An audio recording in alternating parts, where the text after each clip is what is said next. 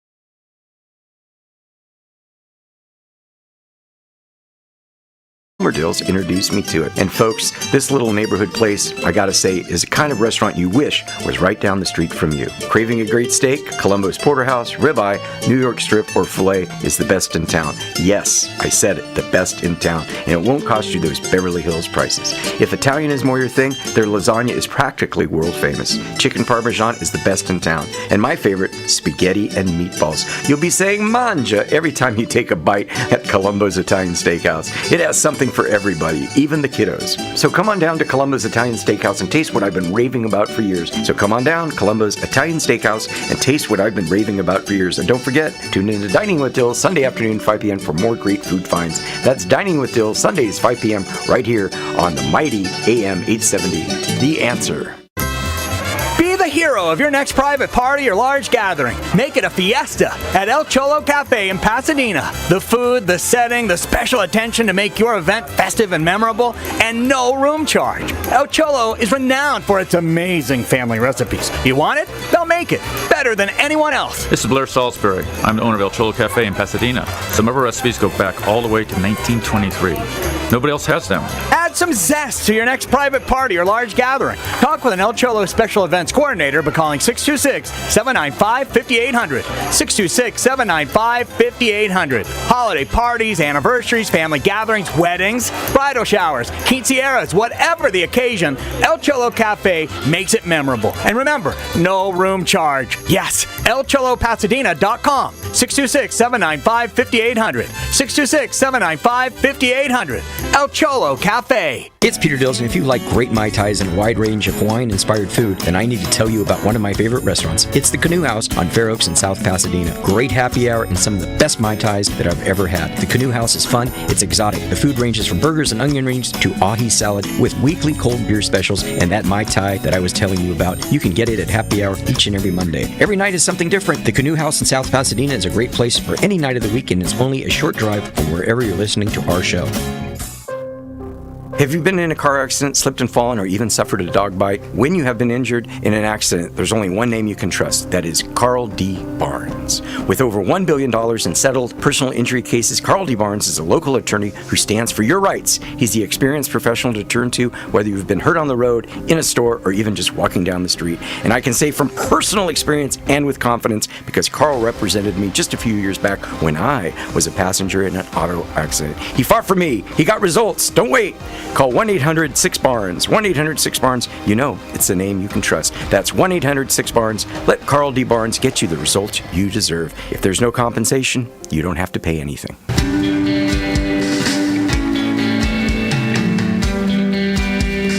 All right, everybody, it's Peter Dills. We are cooking here on AM 870, The Answer. It's the Peter Dills Show. Michael Higgins is our in-studio special guest. Here's our trivia question, Mr. Michael. Okay. And I can't... Okay. You'll know why. I can't give you a hint. In 1908, this restaurant was built and takes credit for inventing the original French dip sandwich. Is it Cantor's Deli? Could be. Felipe the Original? Could be. Well, the name says the original. But wait a minute. The Original Pantry Cafe. They say they're the original. And Langer's Deli, the original. Which one is it? I don't know. Maybe one of our listeners knows. 866-870-5752. 866-870-5752. Get on the phone, call us, and tell us. Tell us, oh mighty listeners. Tell us, please. Cantor's, Felipe, the original, Langer's, 1908. Which restaurant actually invented the original French dip sandwich? Interesting that the French dip sandwich was invented here in Los Angeles. Well, what I was spinning ahead to today, 2025, about how there's like Houston's makes a great French dip sandwich, but maybe they called it, it's not a tri-tip, it would be a roast dip. But there's a lot of good ones out there. Yeah, there's a lot of good ones out there. I'm sure that the East Side Deli has their rendition of that. One thing I remember, I was at Columbo's the other night, having a martini and the green goddess salad, and I was talking to the owner, Vic, and he goes, "You need more Elmerisms." I go, "What do you mean?" He goes, "More Elmerisms, more stuff that your dad would talk about." I go, "Well, okay, I got one for you. My dad had a word of rendition. And what that meant was when you are at a restaurant, ABC restaurant, whatever it is, Michael, in Mexico. Okay. And you're having a Cobb salad or a Caesar salad or a filet, whatever it is, he would say, okay, but you should put on the menu, or if it's a special, it's our take on That's this right. particular It's their dish. rendition. It's their rendition. Just like sparkling wine is our rendition in California Of champagne. Of right. champagne. Yes. So it goes all the way across the board. That's a good word. Rendition. It's so true. Yeah. So because it is each restaurant's rendition. Yeah. It's each winery's rendition. Well, I go to the racetrack at Santa Anita probably 2 or 3 times a month, and they have a Caesar salad. The croutons are on the top. Croutons are not supposed to be on the top. They're supposed to be on the bottom. A true Caesar salad, you put the croutons in first, then you put the dressing on top of the croutons, and then you mix it up. And you mix it up, and then you mix it up. And then you put the salad and all that stuff, and then you toss it. So that's their rendition of a Caesar salad. That's not my exactly idea right. of a Caesar salad. Yeah. All right, I digress. It's Peter Dills, 866-875-752. Which restaurant, Cantor's Felipe's original pantry, Langer's Deli, which one invented the French dip sandwich? The original one. Yeah, I know. I know the story. I know the story, and you kind of gave it away when you were talking. Not really gave it away, but you gave it away how it was invented. All right, so Michael, we're going south of the border. I've got a whole thing on Puerto Vallarta. I haven't been in 15 years. I've got this guide here that I pulled out from my dad. I think this is 20 years old. He and Fred Anderson talked about Puerto Vallarta, and they actually did 35,000 of these guides that ABC television sent out when people would see my father on television, Puerto Vallarta. So I did a little research. I wanted to see what's happening in Puerto Vallarta 15 years later. 20 years later. Yes. Well, one thing is that you still fly, believe it or not, you still fly into the same airport. Okay. They haven't really. It's still the same runway. Yeah, pretty much. Okay. That's pretty much still the same runway when you're getting into, when you're going over to Puerto Vallarta, getting there from Pasadena or Los Angeles. You're going to fly from LAX to Gustavo Diaz Ordaz International Airport in Puerto Vallarta. Several airlines offer non-stop flights. I'll tell you what, it's been so long, Mike. I flew Mexicana Airlines there the last time I was there, and they're not around anymore. So that's how long it's been. So there's some newer airplanes. Yeah, there's some. I'm sure Alaska, Southwest, Aeromexico. Aeromexico. Yep. Delta maybe. With champagne. Delta is a partner with Aeromexico, so maybe they. Okay. Maybe they. Who knows how they do it? It takes about 3 hours to get there. Where should you stay when you go to Puerto Vallarta? Well, I had a whole list of places that I remember, and what I did some cross-checking for this guy that's 15, 20 years old, and many of the favorite hotels are still there today. They're still there. How's that for believe it or not? It feels good. It's the authentic Puerto Vallarta. Isn't that a good feeling? Yeah. Because, if you hadn't been to Pasadena in 15 or 20 years, you might come back. You wouldn't recognize it. You wouldn't recognize it. You might even say it sucks. Because, like Rick's Burritos and Tacos is gone. Oh, that's right. It is gone. Beck and Grill is gone. All these restaurants are gone because they're all condos and apartments. That sucks. Things have changed. I don't like change. And old Pasadena came alive. And then old Pasadena came alive, but they've build. All right. So where to stay when you go to Puerto Vallarta? Yes. The Sheraton Bougainvillas is still there. Oceanfront property offers modern rooms, dining options. Crystal Puerto Vallarta, that's where I stayed the last time I was there. Well, one of the last times I was there. Cristal Puerto Vallarta with a K, beachfront resort with over 388 rooms, amenities, pools, restaurants, event spaces. Molina de Agua, come on, Peter, water. Previously hotel is now a condominium, but you can stay there.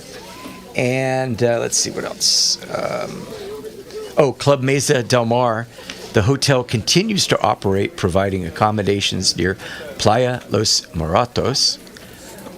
So those are 5 places that, in fact, what I'll do is when I get home tonight, I'll type in on Facebook and on Instagram some of the stuff that we talked about on the air tonight, in case you forgot about any places that you might want to stay. But no, I'm not going to spend the money on doing a fancy A brochure again? No, No. we're not going to go there. Of all the great restaurants there? Well, we've got 2 restaurants. Yeah. Many restaurants have changed. Other remain iconic. Pipis, P-I-P-I-S, renowned for its vibrant atmosphere, generous portions, and signature margaritas. In fact, one of our listeners said they have the best guacamole on the seafront. El Faro, situated atop a lighthouse, this restaurant offers panoramic views and international cuisines, steak and seafood. Is it safe to travel to Puerto Vallarta? It is. In fact, my research tells me, Michael, that Puerto Vallarta, as far as tourist destinations, ranks number 1 in safety in all of Mexico.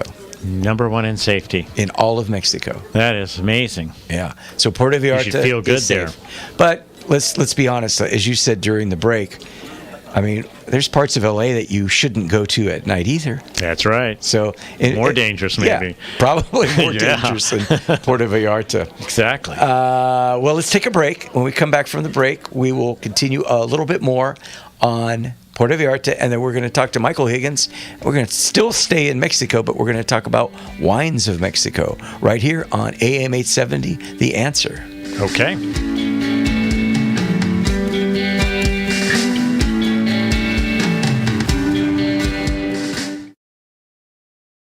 Larry Elder here, inviting you to join me at the 18th Annual Wealth Summit coming up Thursday, March 27th at Embassy. I had a thing on what to eat. No matter what restaurant you're at, what is the most popular thing? It's going to be seafood because they're right on the ocean. I love this rendition word. What's that? It's so appropriate. For what? Rendition.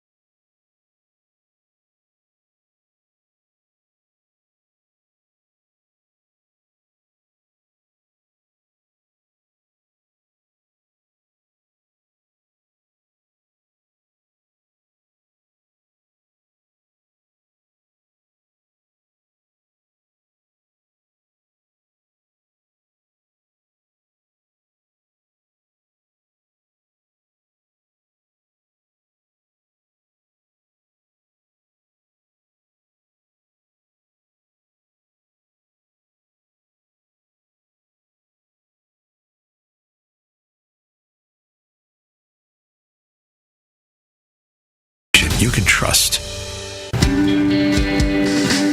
Hey, it's Peter Dills. We're back from the break.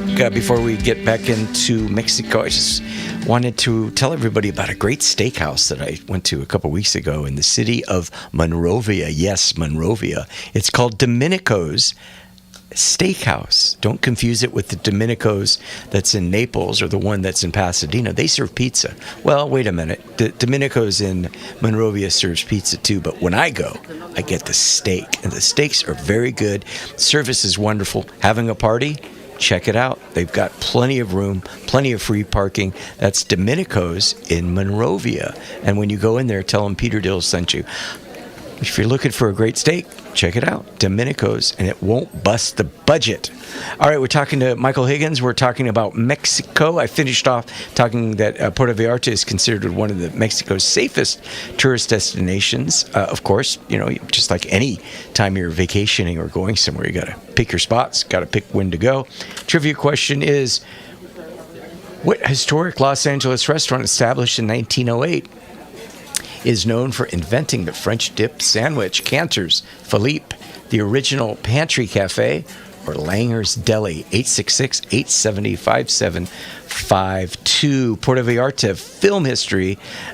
Puerto Vallarta, how did it start? Well, it's been around for a long time, but Puerto Vallarta actually, Michael, gained international attention with the filming of The Night of the Iguana, starring Ava Gardner and Richard Burton. And this is what put them on the map. Which put them on the map. The movie, there's still to this day, or there was, a billboard tethered and worn that said, the official city of Night of the Iguana. Puerto Vallarta continues to offer a rich blend of cultural heritage and modern attractions, making a vibrant destination for many visitors and return visitors. The Night of the Iguana was directed by John Huston in 1964. Actually, on my Facebook, I had a picture of Elizabeth Taylor. Elizabeth Taylor was then married to Richard Burton. Ava Gardner was actually the co-star of Richard Burton in The Night of the Iguana. So I wanted to clarify that. We don't want to give out any misinformation here. We don't. On the AM 870 KRLA. That's an easy one to get mixed up. Well, they're just both gorgeous, voluptuous women. Yes. Yes.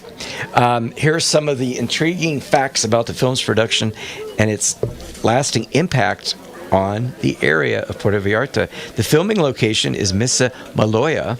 The movie was primarily shot in the secluded village located just south of Puerto Vallarta. At the same time, Miss Maloya was an isolated area accessible only by sea. So they'd have to get boats. Only by sea. That's only by right, sea. because there's mountains right behind it. And jungles. Yes. It was characterized by its emerald waters, sandy beaches, lush jungle backdrop. Houston compared it to South Pacific islands, emphasizing its untouched beauty.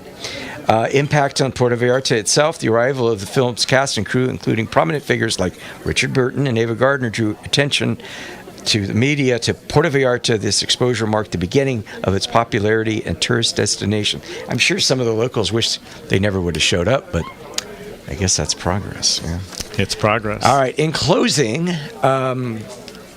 they loved it so much that they actually, Richard Burton purchased a villa in Puerto Vallarta, which is today still known as Gringo Gulch, the neighborhood for Elizabeth Taylor, who accompanied him during the shoot. This villa, known as Casa Kimberly, became a symbol of their romance and contributed to the area's allure.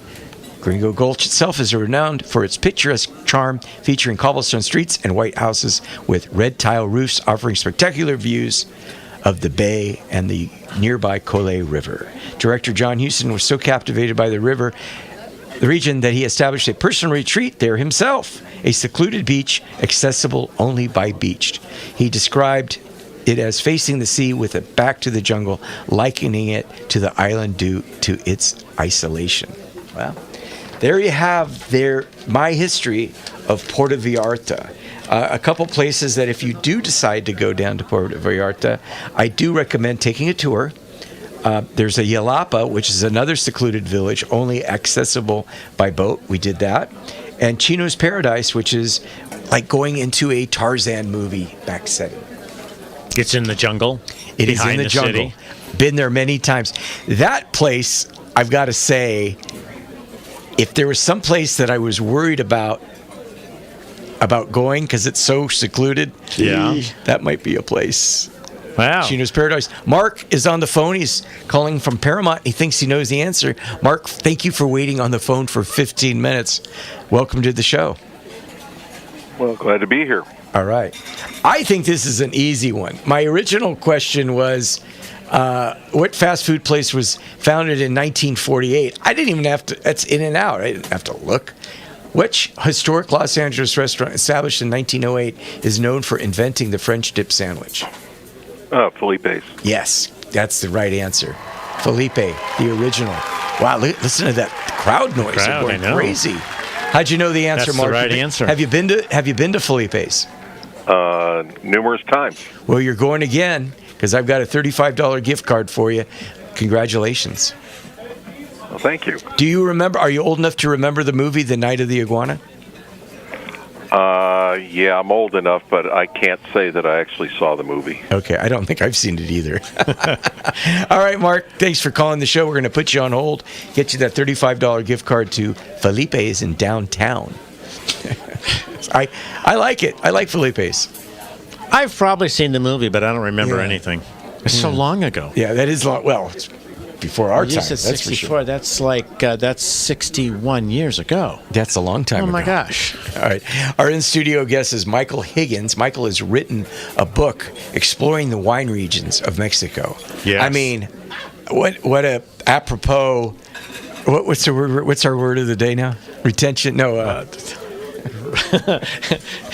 It's the Elmer. The Elmerism. What's it called? It's rendition. The rendition, right? Yeah. The rendition. What is this? Is this book a rendition of something you've done before, or is this brand new to all of us?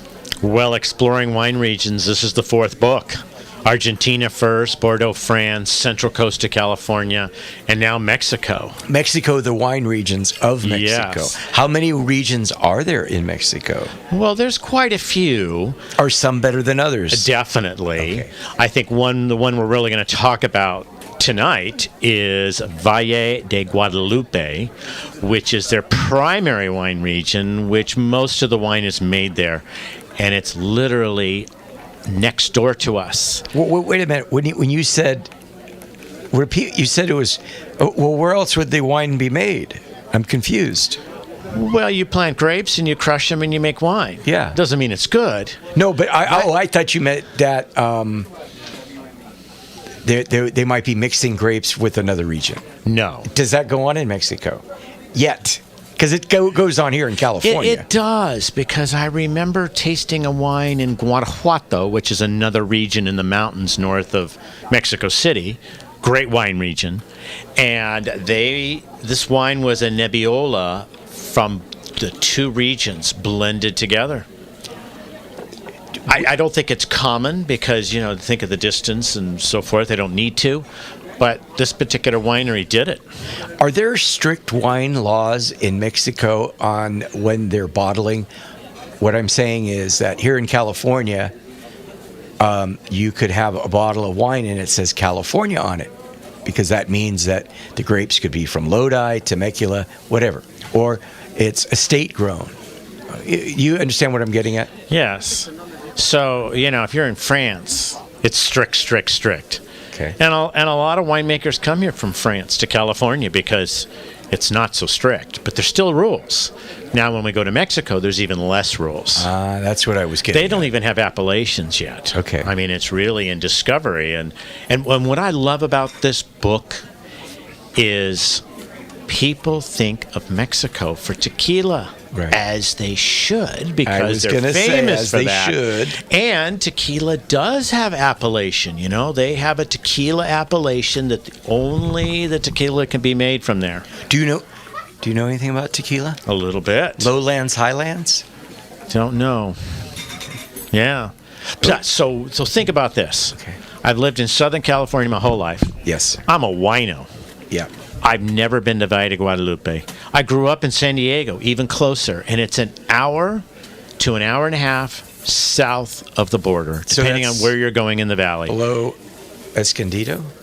Well, it's below the border. I mean, just go down 5. Right. Go past the border. Okay. But what's so special about this place that people don't even really think about is that they have the same terroir as we have here in California. Got it. We've got the valleys. We have the cold Pacific Ocean coming in. Right. The valley heats up. You have the heat, the cold. There's that diurnal effect that's so important for wine regions. That's what they have in the valley. Valle is valley in Spanish, Valle de Guadalupe. And I don't know the exact number. It's in my book. I guess I should read it, right? But something like 90% maybe of all the wine made in Mexico comes from Valle de Guadalupe. Why do you think No, I want to ask you another question. What type of person should be reading this book? Because you've written books on Argentina, California. This is special. This is something that is up and coming. This is new. Well, not new, because I remember there was a wine called Calafia, or something like that, years and thousands of years ago. That was the only thing you could get. But who should buy your book on this?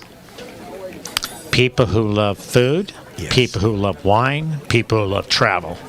All of your books tend to, the book itself is called Exploring the Wine Regions. But once you get this book, Michael will go into where it is and possibly where to stay and what types of foods are in the region. So even though it's a wine region book, I can tell you from all the books that I have that Michael has written, there's more of an education of it than just of the wineries itself.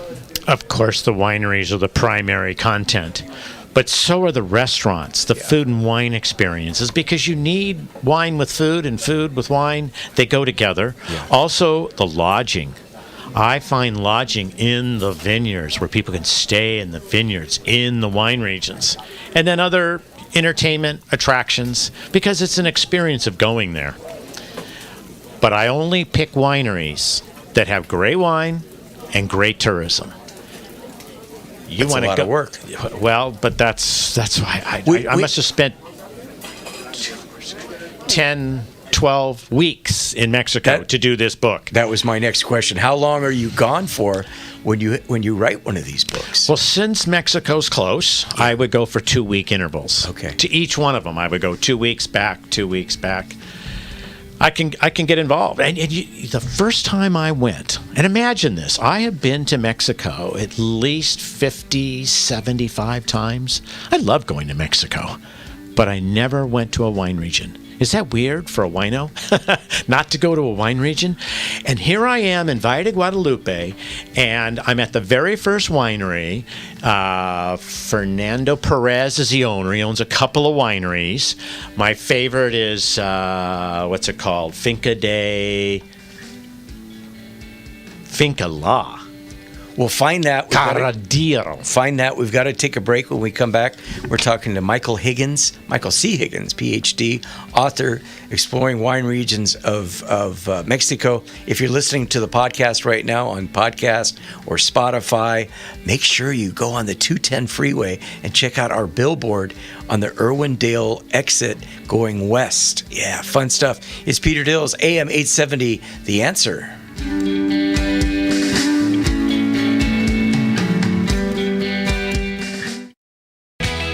All right, food lovers, Christmas is over, but the season for incredible meals never ends. Let me tell you about my go-to spot for the best meats in town. Of course, it's Huntington Meats on Poultry at this Fairfax Market on Fairfax. Picture this, a perfectly seared steak, tender and juicy, fresh from the grill, or a Sunday roast so flavorful that your family's still going to be talking about it days later. That's the magic of Huntington Meats. They've got it all. Harris Ranch beef, premium cuts of pork and lamb, house-made sausages, and even specialty items you didn't even know that you needed. Jim Cascone and his team them are there. They are true butchers, ready to help you pick up that perfect cut and serve up some great cooking tips along the way. So why wait? Whether it's a midweek dinner or weekend feast, Huntington Meats at the Farmers Market on Fairfax is the place to go. Swing by and experience the difference, or call ahead and place your order, because quality like this doesn't wait.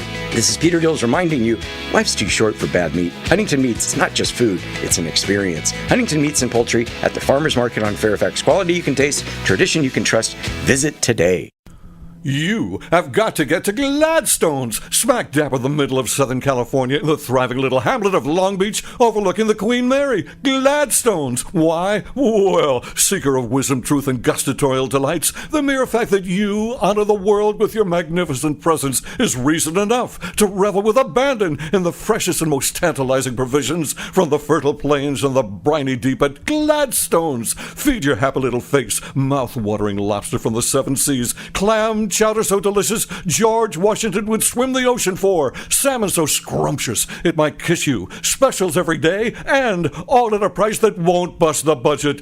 Yes, I'm talking to you. It's the just reward for you being you. You have got to get to Gladstone's, smack dab in the middle of Southern California, in the thriving little hamlet of Long Beach, overlooking the Queen Mary. Gladstone's.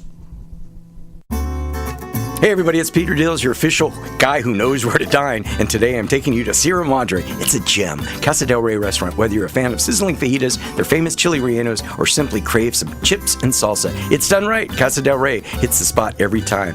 What I love most about Casa del Rey is their consistency. It's been serving Sierra Madre locals and visitors alike since 1972. It's the one and only. Family-friendly, wallet-friendly, and yes, taste bud-friendly too. Let's talk about their margaritas. Whether you're talking classic, spicy, or even fruity, they've got a margarita just for you. And trust me, this place is where good food meets great vibes. Yes. So if you haven't been to Casa del Rey, make plans now. Find them at 31 North Baldwin, right in the heart of Sierra Madre, or just give them a call. Get some takeout. 626-355-6060. 626-355-6060. Casa del Rey, where flavor lives and good times never end.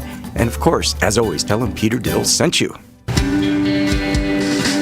Yeah, Casa del Rey, Sierra Madre. The pride of Casa del Rey is Sierra Madre. Oh, look at that on Facebook. That's Puerto Vallarta right there. That's definitely Puerto Vallarta. That's the Malacan. That's the what? Malacan. Malacan, That's downtown. Like the thoroughfare. There's probably a real meaning for it, but it's like it's like an area in front of the water. Do you like good wine? I do. Sunday brunch? Yes. Entertainment? Yes. Good food? Absolutely. I got the place for you. I'm ready. 1917, downtown LA, otherwise known as the San Antonio Winery. On Sundays, they kick it up a notch and invite people to come in, enjoy their wines that they've made through Paso Robles and San Simeon. Or if you'd like, they have Peroni beer and just sit outside. Every Sunday that I talk about this restaurant, it seems like it was another beautiful day. We've got rain coming up. Today would have been a perfect day. Today's a perfect day. Perfect day to sit outside, enjoy music. I got to remember this. Yeah, 1917. Reservations needed? I would suggest, great question, and I've said this on the air a few times, it's not a kiddie place. Don't bring the kids. It's an adult hangout because, you know, there's Bellinis and champagne, but it's great. The food's great. Prices are reasonable. Most Sundays they have entertainment, and I don't know how, knock on wood, most Sundays have been just gorgeous. That word gorgeous. They're at downtown LA, San Antonio Winery. If you don't want to do the whole Sunday brunch thing at the San Antonio Winery, there is wine tasting inside. I don't know, Michael, if it's complimentary wine tasting. It used to be. I'm not sure what the laws and the rules are to this day. We need to go and find out. We need to go and find out. That's the answer. Yes, that's the answer. It is. Right here on AM 870. It is the answer. Michael Higgins is here. He's talking about his scrumptious, wonderful book, Wine Regions of Mexico. Yes. Well, I was about ready to talk about Fernando because it's an important part of the whole flavor of the book. Because I'm sitting tasting his wines. We're talking about wine tasting, right? And I was telling you my favorite winery of his is called Finca La Carodilla. But he owns not just wineries, he also owns a restaurant. Okay. And while I was talking to him, drinking his wine, he asked me what my food scene was going to be like. Well, it ended up that he's given me lots of recommendations, a whole list. And I'm meeting with him, first winery, first day. He wants to have dinner with me. He knows you're coming. Does he know you're coming? Oh, yes, Okay. absolutely. Do you do that yourself? Do you have a PR person? Or I have someone create the itineraries for me. Wow. Yeah. I need that. Yes. No, I got Maddie. She's good. So he wants to have dinner with me on my very last night, two weeks later, Yeah. for a recap. Okay. Not realizing. Summary. This is not a recap of wine. This is a recap of food. Ooh. Yes. And what kind of food? I had no idea Lots of seafood, I that hope. the food there is extraordinary.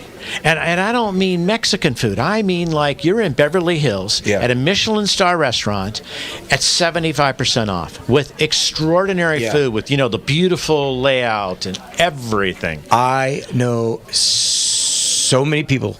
The guy I was telling you the story about my episode last night. My friend Michael is moving to Mexico. I guess the word is expats. Expats, right? Expats. Someone who, right? Moving down to Mexico, and you're saying that 75% off. But before we get into that, I don't want the show to end without. We've got to tell people how to get the book. I interrupted you. I apologize, but I don't want the show to end without. Okay. How do you get the book? Well, how do we get the book, Michael? Okay, bookstores, wine shop. Vroman's here in Pasadena. Yeah. The big boys have it. The Barnes and Noble and Amazon. Book Soup has it. Good. Also, exploringwineregions.com. Okay. If someone buys the book there, they mention you. I'll give them an autograph. Autograph it. Yeah. I can autograph the books for them. Good. So, and they can learn about the books at exploringwineregions.com as well. Okay, so. I think this might have to be for another time, because I do have a thought that just came up to my brain about Mexican wines and Mexican grapes. Now, this is like, Wine 101, wine for dummies. So I apologize for this question that I'm about to ask you. Okay, I'm ready for it. If you go to, let's say you get a Pinot Noir, and somebody comes into Vaughn's and says, I am looking for a Burgundy. Well, we don't have Burgundies. Well, I need a Burgundy to cook with. Well, then you go ahead and grab a Pinot Noir. Grab a Mark West Constellation, $7.99. Okay, so there are grapes. I don't want to use Mexico yet, but there are grapes from California that would be similar to an Italian wine. A Sancerre. Sancerre are Sauvignon Blancs, right? Well, hold on. So you're asking the grapes in Mexico? Yes. Would you be able to go now? Repeat the name of the winery you just said. Finca La Caradilla. What kind of grapes are they growing there? Well, they're growing what everybody's growing there. And some of them are better than others. Okay. And I particularly think the grape that's the all-star there is the Nebbiolo. Nebbiolo. Okay, that's from really good. That's they have those Italian. in Argentina. Nebbiolo is Italian. Yes. Why? There's a wine called Nebbiolo. Right, because. But I thought that was from Argentina. You're the expert. I might be so wrong. the New World, Yeah. which is United States, California, Mexico, Argentina. The New World plants and makes old world grapes wines. Okay. So the Nebbiolo comes from Italy. The Cabernet Sauvignon comes from France. The Pinot Noir you just talked about comes from France. So we grow those and we make wine from them. And Mexico does the very same thing. But it's all about the terroir, because different terroir is better for different grapes. And this Nebbiolo is something you will love. Could they come up with a champagne grape? Could they come up with a... Yes. Of course they could. So I did three wine regions. But yeah. Valle de Guadalupe, Guanajuato, and Querétaro. And Querétaro and Guanajuato are both next to each other in the mountains north of Mexico City. And Querétaro is the sparkling wine region of Mexico. Okay. That's what they do most of. What do they call them? What is it? Sparkling wine. Because you can't call it champagne. No, you can't. But what would it be in Spanish, though? That's what I'm asking. Do you know? Because sect, just German, Asti Spumante, sparkling wine, champagne. So what would it be in Cava? That would be Spanish. Yeah, but you're picking regions again, and you can't. They're trademarked. So there's not a name that they say, oh, we have our. They're just our sparkling wine. This is our sparkling wine. Right. Okay. Well, I don't know what sparkling is in Spanish, but wine is vino. Yeah. But you know what I want to talk about, and maybe we'll do this for the next time. Yes. Is because I can hear that we have the food there is extraordinary. I have people that get my book that say I can't find the wineries because the food is so prominent, so good, so attractive, and it's true. You could get my book and not have any interest in wine or alcohol and go there to eat the best food. Okay, guys, remember 210 Freeway, check it out, podcast, all that stuff. That's what I get for turning down the music, because now they're telling me the show's over. Michael Higgins, PhD, you're the best. Thank you. Go get his book. See you next time. Yes, thank you, everybody, for listening. You're dining with Dills. Dining with Dills. You're gonna get your delicious fill. Yeah, dining with Dills. It's all good. Peter Dills was sponsored by Dining with Dills here on AM 870 The Answer, here on a Sunday evening. Still light outside. The time changed. I guess we all know that by now. I hate when we have to do that twice a year. Well, this was the week.